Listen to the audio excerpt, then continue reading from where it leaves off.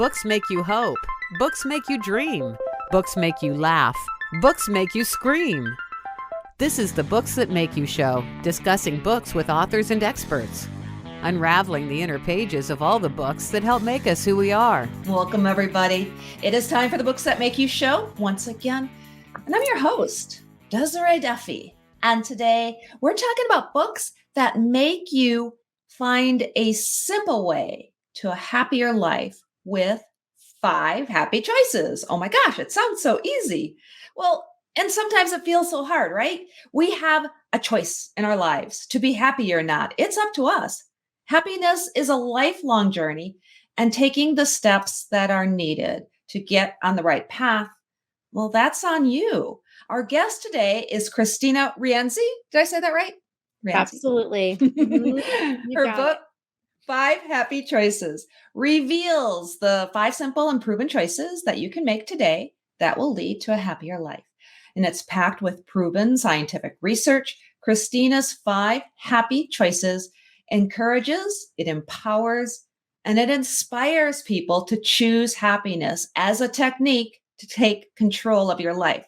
Now, this I love. Kristina is a woman after my own heart, I believe.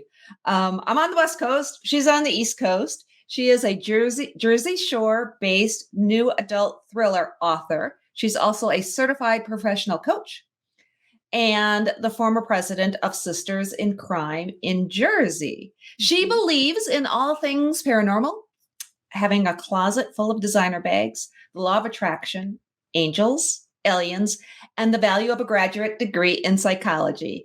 Her debut audiobook, Among Us, was featured in Audible's ACX University as an Audible Editors Select pick. She is a genre-hopping author, and she's here with us today. Kristina, welcome to the show.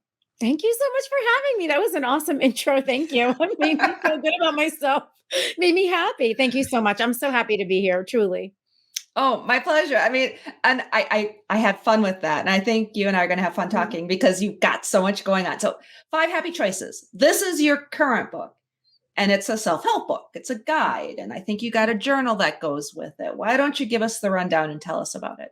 Sure. So 5 happy choices is exactly what it says. The simple way to a happier life. I wanted in the aftermath of COVID and everything that's been going on, I'm with my psychology background. I wanted to give people really simple, easy tools to make choices that would bring them happiness. And it's really about the science of well-being, the science behind psychological well-being and happiness, and what things that scientists have been studying over the years that make people feel good. And that was what I really wanted to do. I wanted to take my knowledge in psychology and my love for helping others and turn it into something that was really simple for people to digest. Oh, I love that and appreciate that. So can you talk about some of the science? And you did a lot of research yourself, or are you pulling from others' research, or a little bit of both? So I was pulling from other people's research. Right now, I am in a clinical psychology program. I'm going for my doctorate. So I will be doing some of this research on my own. But yes, I was looking at research that I actually learned. I was in a year-long program, a certificate in happiness studies through a Harvard professor, Tal Ben-Shahar, has a program. He created this Happiness Studies Academy. And basically, it's a science of well-being. And so I took this year-long course and I dove into some of the science behind happiness and psychological well-being. And I picked out the things that I thought, the top 5 things I thought were easy to implement and worked for me, and the science behind it. And what you'll find in my book is each of these choices, there's what's called a loop, like a feedback loop between the choice and happiness. So when you're happy, you tend to do these things more, right? And when you do these things, you tend to be happy. And so there is a connection, and there's an interconnectedness actually also that I talk about between the choices. Doing one choice brings about another choice just naturally, and they double feed happiness. The other thing I talk about, or I dive into just slightly, are that hacks to your happiness hormones. We all have happiness hormones that are working in our bodies, and there are ways you can hack into those. And this is very surface level stuff, but it's science-based. But I wanted to give people just tools where they can really just try and dive into feeling better when you're in, and by the way, and I say this with all the love and respect for every emotion, because I am a psychology scholar practitioner. And I feel that all of our emotions and feelings are valid and require us to honor them. And there's nobody who's happy all the time. But I give this book value because I feel like sometimes we get stuck in a feeling or a space that isn't serving us well in our life, and we can't get out of that. And that's what this is for. This is a coping skill and mechanism for you to kind of get yourself out of that funk and move toward a place where you feel good, because we deserve to feel good most of the time. That's what life's all about. Right. And sometimes we don't feel good. And I think that folks can feel guilty when that happens too. Mom might feel guilty if she's not feeling totally on the ball and taking care of the kids. We feel guilty if we're not able to engage with friends and family. And does that create that kind of feedback loop in a negative way as well? I'm sure that it does. I mean, I believe that we carry, guilt is shame and guilt are very damaging negative emotions that are real, and we all have them. But what they do is they make us feel unworthy. They actually put us in a state where we feel unworthy of happiness and love. And so when we feed into those emotions, which again are totally natural and normal, and we all have them, but when we feed into them and we rely on them and we use them as kind of our, we hinge everything upon them, which it is easy to do. It is easy to get into that habit of just trying to do so much and then feeling guilty that you didn't do it, or you're feeling shameful that you're not as happy as somebody next to you in a certain situation because, maybe a memory was brought up. And I say this because a lot of my book, I talk about grief, and if we all haven't lost somebody yet, we will in our lives. And sometimes those kinds of memories pop up and we can't be present, right, in the moment of a happy time. So that guilt and shame is normal and natural, but we have to recognize it for what it is. It's telling us something about ourselves and what is important to us, and to focus on that and choose to move forward through that is what, I am a proponent of. It's not about ignoring it. It's about not making those negative places a habit, not using them as a crutch, not using them as an excuse or a way out of life, but using them as a tool to understand ourselves, what is meaningful and important to us, and then turning that around so that we can get out of that feeling and we can move into a place where we do feel good. And when we feel good, it really does radiate out to everyone in our life. And that is truly the best gift we can give the people that we love, is to be honoring all of our feelings and not beating ourselves up over them, but also choosing to move forward through them into a better place. Yeah. And those pathways, and excuse me if I just kind of dig into the science, because I think it's so fascinating, because we hear things like neuroplasticity and the fact that we can kind of reprogram our brains. Is that the path that you're taking us down, this idea that we can kind of reset things? Yes. I said that right. Yeah, the idea is really about training I'm going to be saying the simplest of terms, training our brain to recognize things that bring us happiness and joy, and doing and making it a habit. So these are 5 happy, simple choices, right? There are lots of choices. There are lots of things that can make us happy, but these are 5 simple, easy things you can do. The more you do them, the more you make those choices, the more that they become easily to you, the more it becomes a habit, and the more your brain is wired to recognize the things that are making you happy. Like everybody talks about law of attraction and you hear about this all the time, and that I attracted this to me, and there is truth to that. But there is also truth to how your brain works, and how your brain is, if you're looking to buy a red car, all of a sudden you're going to see a million red cars on the road. That really is because your brain is now seeing the red car because it's on your mind. So I use that to have you think about positivity versus negativity, and that if you're walking through life in a negative space, negative emotions are one thing, right? We feel those. But if you're living your life in a negative space and you're complaining a lot and you're feeling down and you're feeling unworthy and you're feeling upset and unhappy and all of these things that we do because we think the thought, we feel the emotion, and then we do something about it. We say the thing or we vent or whatever. When you're doing that, it becomes a habit. And you start looking for things. You don't realize it, but your brain is looking for things to be upset about. The opposite is true when you're happy. Your brain looks for things to feel good about, and it looks for ways to choose happiness. And it is a habit. It doesn't mean you're never going to be sad again, because that's not real. It doesn't mean you're never going to be angry again, because that's not real. But what it means is your snap back, like the rubber band effect of like, I feel this way and now I'm back to feeling good, is much shorter, and that shortens. And we get better and better about feeling good. And that's really, was my goal. It's like, I was in a funk for many years, and I write about it in the book, and hence the thrillers I wrote, which were a great way for me to be cathartic through that pain. But I was in a bad place, and it really had to get to the point where I chose, I'm getting out of this. And I had to figure out how to do that. It took time, but what I've used as a tool is like, I want to feel good. I like feeling good. That's really important to me. So I may be angry. I may be sad. I may be having a hard day, and that's okay. That's normal and natural. And you got to process that. You can't ignore that and push it under and say it's not okay to be sad. But what I do know is like, I get my sad out, and then I'm like, okay, you know what? I'm going to move on from this. I'm choosing to put something in front of my face that brings me joy, because I need to get out of this. I can't stay here. It's not healthy. And I will say one other thing about the science behind it. So there's two different kinds of energy. And my certified professional coach is an energy coach, right? So I'm about like attitude, emotion, energy. So the energy, and I say this in the terms of like your physical energy, your mental energy, your spiritual energy, all of that energy inside of you. There's two different kinds, right? We say positive and negative, but really what they are is what's called anabolic and catabolic. Catabolic energy is what we consider negative energy. It's like that anger, apathy, sadness, and all that stuff. All valid, right? Positive is anabolic, which think of an anabolic steroid. It builds your muscles, right? So anabolic energy builds you up.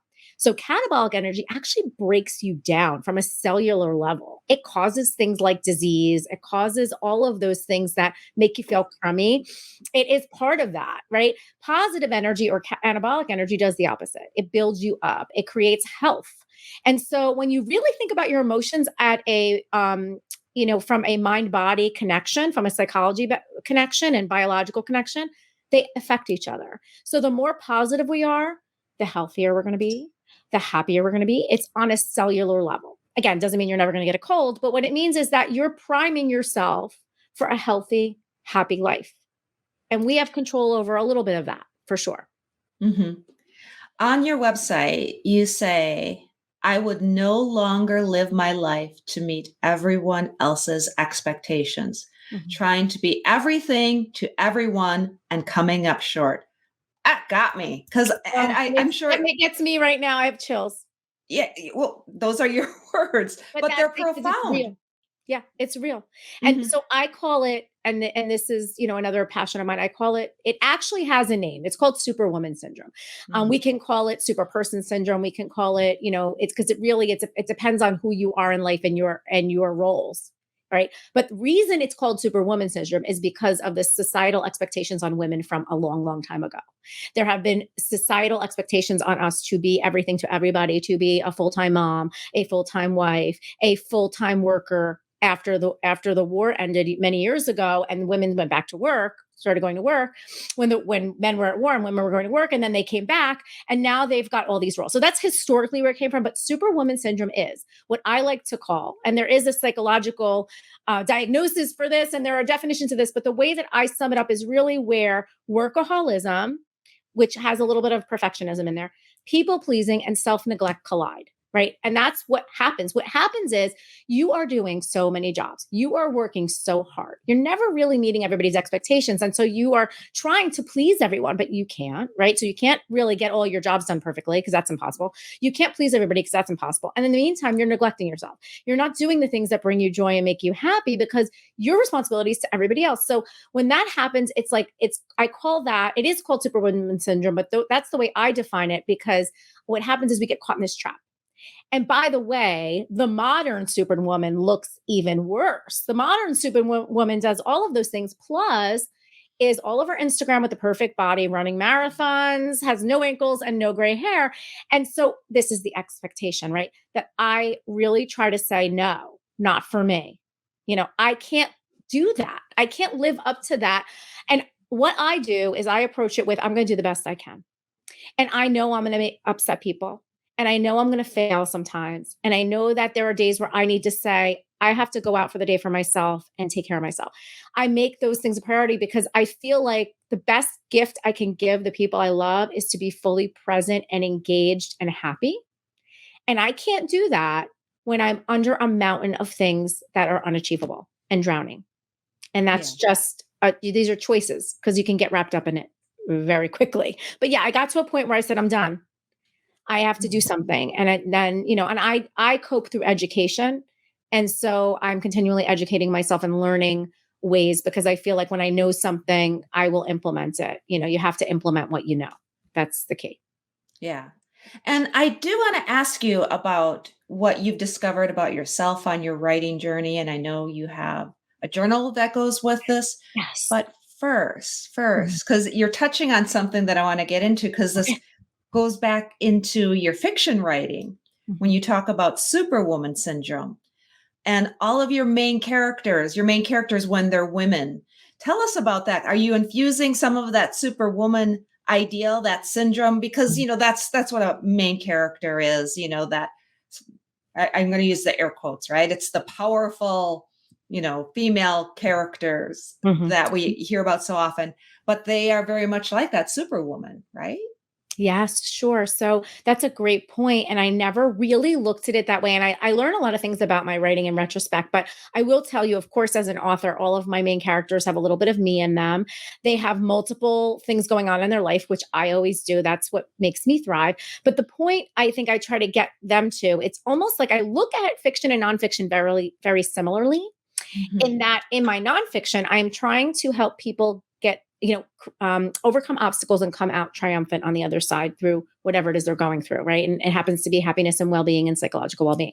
In my thrillers, I'm doing the same thing with a character, and I'm really kind of pushing my character to the point of failure where they can't perform the way that they would like to perform or meet a goal that they would like to meet.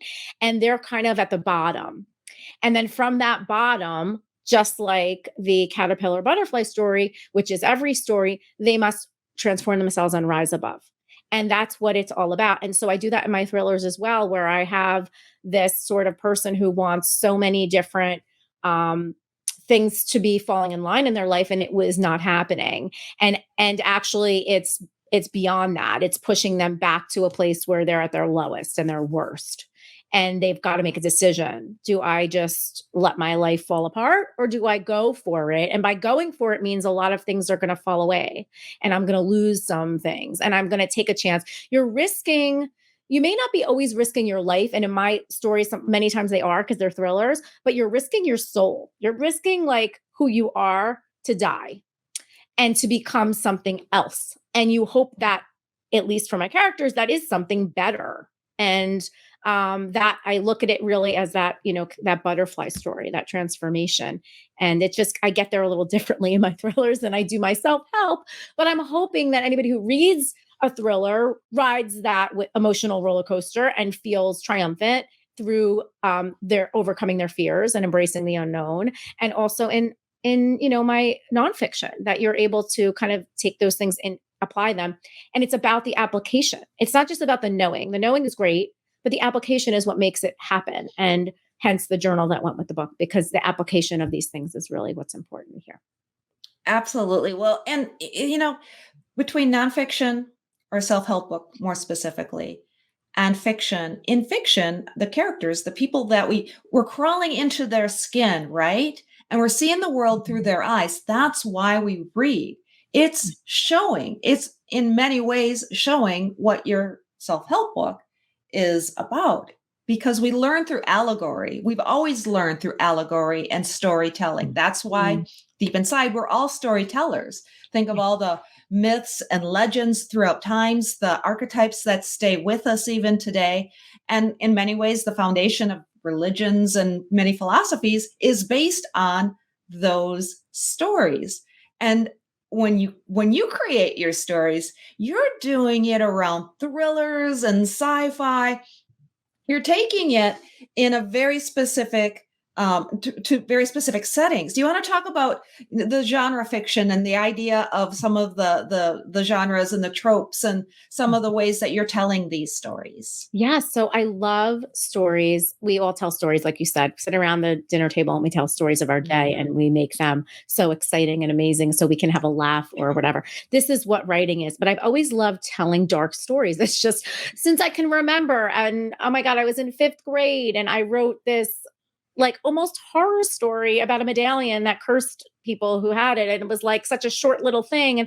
But it was like, I'll never forget that because that was exciting to me. Like I wanted to embrace fears and the unknown. That was always important to me to like dive into my fears because I do have fears like everybody, but I do struggle with anxieties. I am interested in psychopathology. I'm interested in why people do the things they do. So I take that into my thrillers and I try to develop my characters around people who, of course, are flawed, but also the antagonists are going to be people who are have good qualities, some good qualities, but also are doing something dark that I don't really understand. Why would somebody do that? But I want to dive into it from a psychology standpoint. And I also want to have that fear base there. I want people to feel like, the hair on the back of their neck stand up. I want them to go through the emotions of what's going to happen next, because that's what makes it exciting. That's what I love reading.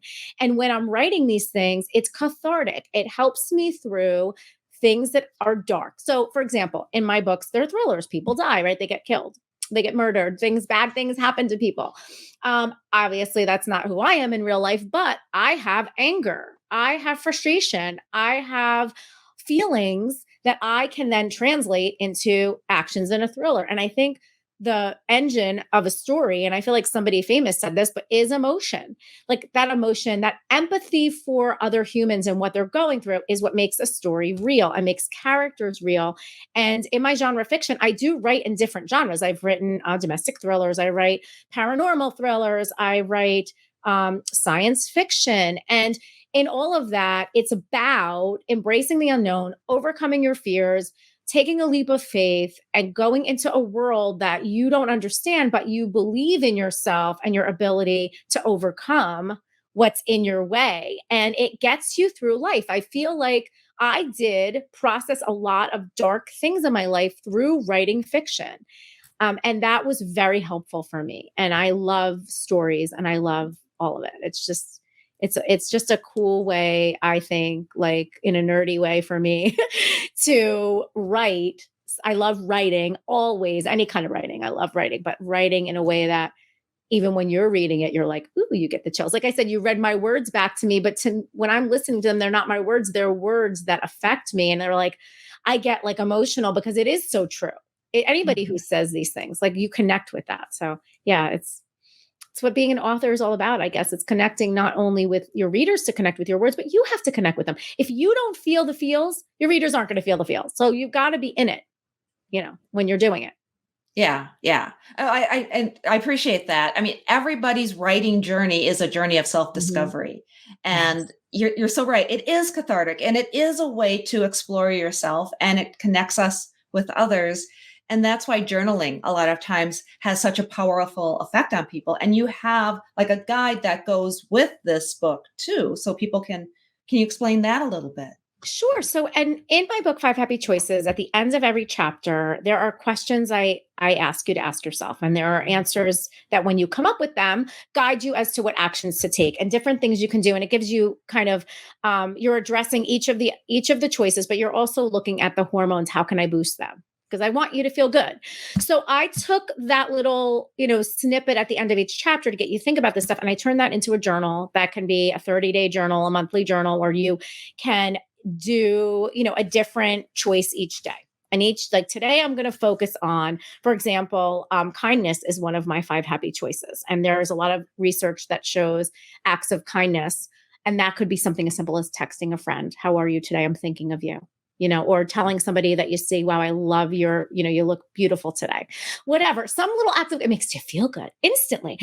There's a lot of research on that. So it's like today I'm going to focus on kindness, and there's questions to ask yourself. There's a quote at the top of the page. There's actions that you can take. What are you going to do today to be kind? What can you do? And there's an affirmation. And then there's little suggestions as to how can I boost with hormones today. Go for a walk, listen to music. There's different things that boost different kinds of hormones because each hormone does something different. There's love drug, there's the, reward chemicals, there's all different stuff going on. So what do you choose to do today? And so that was what that was about. It was like, okay, now you know. And I feel like the book, as small as it is, has packed with information, easy enough to throw in your bag. Easy enough to leave in your car. You're having a bad day. You want to just, go through, read a little snippet.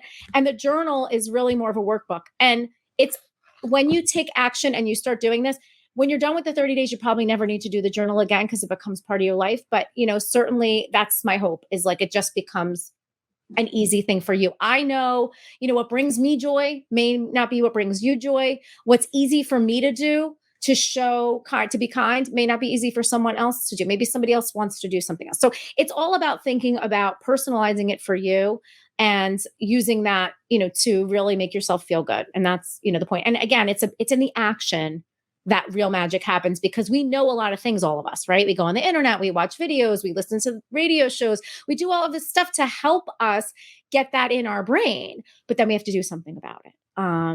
And I say this to you because I also have an audiobook. This is an audiobook as well. I'm a huge audiobook person, and I get a lot of nonfiction. I download fiction, but I download a lot of nonfiction because I like to re-listen to things over and over and over again. And if I'm having a day where I need a boost, I pop one of my nonfiction books on in my car or wherever. And so that's why I really thought it was important to do this in audio, because I wanted people to be able to re-listen to that book as many times as they needed to. I agree. We're different types of learners, aren't we? Some of us are more visual, some of us are more written. Audio, and I have a radio background, so maybe it's just going way, way back, but I listen to a lot of my books too. I think it's poignant that Among Us was featured on Audible's ACX University as an Audible Editors Select. That was so much fun. Yeah. So is that, when that happened, is that one of the things that kind of kicked off, okay, I'm going to make sure I'm doing audiobooks? Was that recognition part of it? It was wild. I will tell you the wild story behind it. The night before. So I've always got a lot of things going, like we all do. And I had this book written and edited. It was editing, and I had a coach, and I had it out to editors. I was sending it out, submitting it to agents and editors at the time. And I went to bed. I said, I'm going to have an experiment. I went to bed the night before, and I said, what if I'm just going to put it out there? I'm going to play with the law of attraction a little bit. What if something amazing happened? What if I didn't have to do anything and something just kind of fell in my lap that changed the course of my career in writing without me doing anything? Like, no work. It just happened to me. How amazing would that be? How would that feel? What would that look like? And I did this little game before I went to bed. Okay, so I went to bed. I got up in the morning. Midway through the day, I get a text message saying I need, from a woman I work with in the author business. And she is like, I need to speak with you. Can we have a call? So she calls me and she said, I just want to let you know that I've recommended your book for Audible to use in their ACX University video series. And I'm like, what? They're like, they're going to interview you. They're going to read the book. I'm really feeling good about this. And if they pick you, they're going to produce this video series at their Celebrity Center in Newark, New Jersey. And I was like, what? Okay. They called me within an hour. They got the book. It was like unbelievable. And they picked it, obviously. And so many months later, a couple of months later, things moved pretty quickly. I was in the Celebrity Center in Newark at Audible recording a video, and there was a narrator there doing a whole series, educational series on Among Us.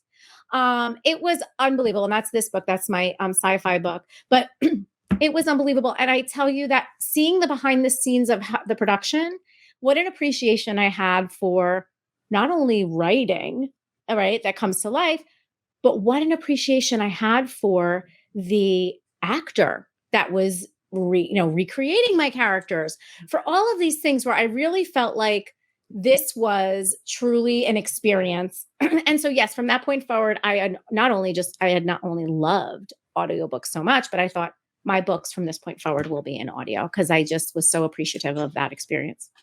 Yeah, it is. I mean, sometimes people ask me, well, I listen to my books. That's not reading. And it's like, it's story is story, no matter how yes, you. it's story, however you get them. And, again, everybody has different preferences. I like listening to all of them, but I do like reading too. I like both. It depends on my mood and what I'm doing. But yeah, story. It just was another way to get the story to people. And I was it was exciting. So I love audio.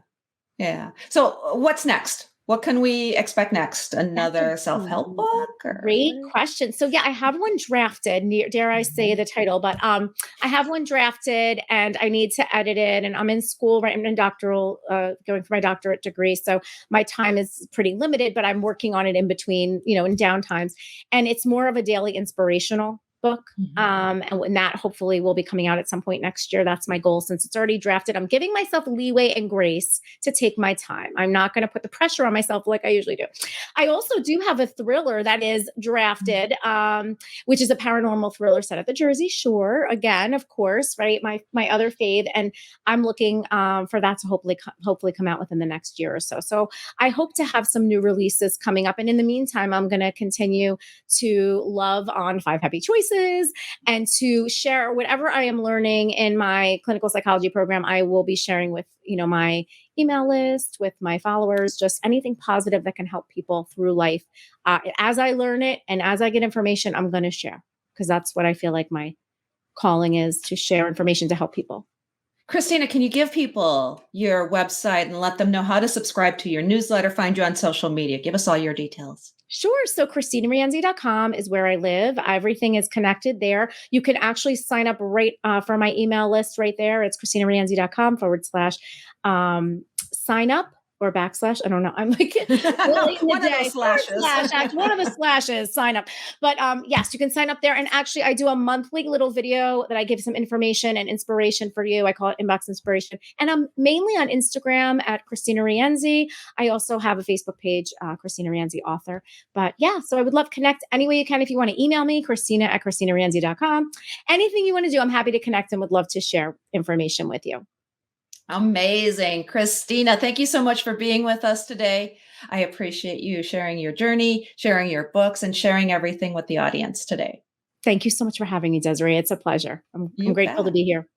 You bet. And everybody, thank you as well for joining us again on the Books That Make You show. You can find out more about us on our website. It's booksthatmakeyou.com. We are on Instagram and Facebook. And of course, YouTube. Make sure you ring the bell and subscribe so you never miss a Books That Make You show. And you can find us on TikTok as well. And don't forget to subscribe to our Webby Award-winning newsletter so that you are always on top of all of the books and authors that make you exactly who you are. The host and executive producer of the Books That Make You show is Desiree Duffy. Sound mastering and engineering by Dave Napox. Social media and content promotion by Siddhi Jahagirdar. Copywriting and editing by Mike Robinson. The Books That Make You show is an award-winning podcast produced by Black Chateau Enterprises.